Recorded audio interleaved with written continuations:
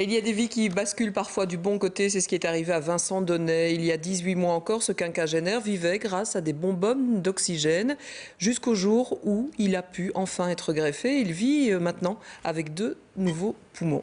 Il vit et il profite de la vie. Il a notamment retrouvé les joies du sport. Nous le suivrons notamment à Vichy, en France, où il participe aux Jeux européens des greffés du cœur et des poumons. C'est notre feuilleton de la semaine. Et le premier épisode nous permet de faire connaissance avec un greffé heureux.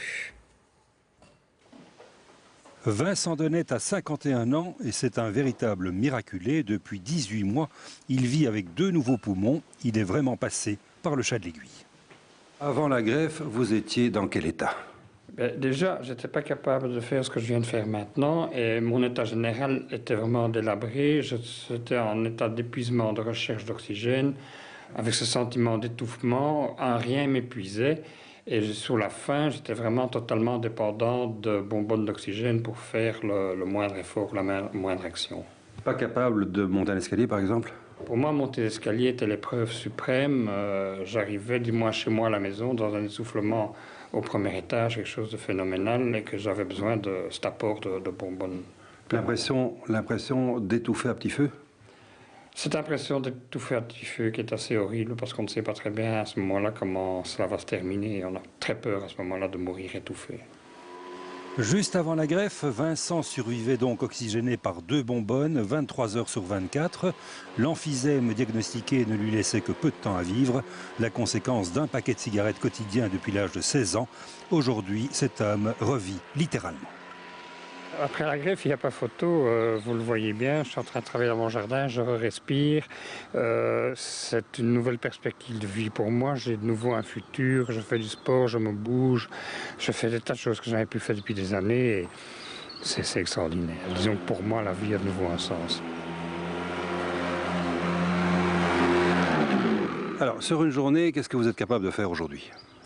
Pour l'instant, je fais beaucoup. C'est une renaissance et je me lève relativement tôt, puis je fais du sport, je fais le ménage, je fais du fitness, je suis des cours d'italien, je prépare le dîner, je mets la table et je m'occupe un petit peu de l'intendance générale de la famille. La première chose que Vincent a faite dès le retour chez lui, 1 mois et demi après la transplantation, c'est de cuisiner enfin un bon repas. Et la cuisine est devenue le lieu où le couple partage beaucoup de ce qui est une nouvelle vie. Est-ce qu'il y a aujourd'hui le sentiment, en participant à plein de tâches ménagères comme ça, de redevenir utile?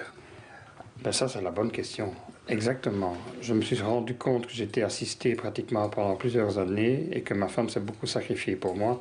Et maintenant, effectivement, je prends ma part dans le ménage pour soulager mon épouse, justement. Alors, quelle est la différence entre votre homme avant et après?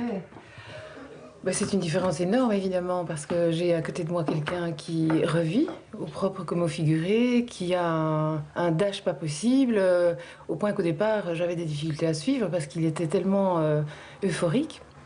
Maintenant, il tient la forme et il me soutient vraiment, oui, c'est vrai, donc c'est tout à fait différent. Est-ce qu'une épreuve comme ça transforme le caractère de celui qui la vit, c'est-à-dire de votre homme? En ce qui concerne mon mari, je pense que les valeurs qu'il avait déjà avant sont les mêmes valeurs qu'il a maintenant, mais il y a quelque chose qui est exacerbé au niveau de la santé, du maintien d'une bonne hygiène de vie, et il est peut-être plus sensible à la douleur des autres, quelle que soit la douleur physique ou autre. Il est plus compréhensif. Avant la greffe, la capacité respiratoire de Vincent était de 13%. Aujourd'hui, en refaisant du sport 3 fois par semaine, elle est de 110%. C'est de l'espoir. En effet, demain, l'entraînement pour les Jeux se poursuit. Vincent a dû passer une série de tests physiques avant d'être déclaré apte. Baudouin Cartevels l'a suivi pour nous.